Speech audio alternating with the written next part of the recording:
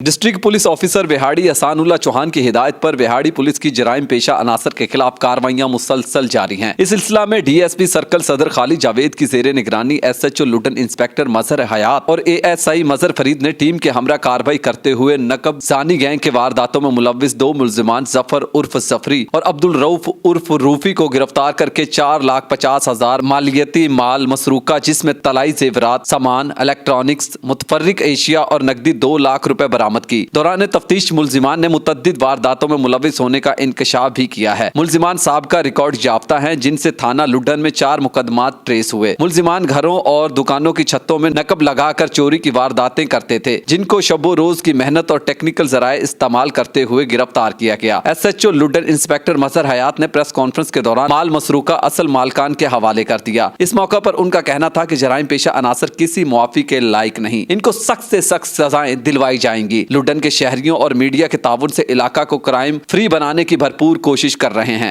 इलाका के लोगों ने पुलिस की इस बेहतरीन कार्रवाई पर खराजे तहसीन पेश किया और मुबारकबाद भी दी है। शेख मसूद जहीर, लाहौर 24 न्यूज़, मेलसी।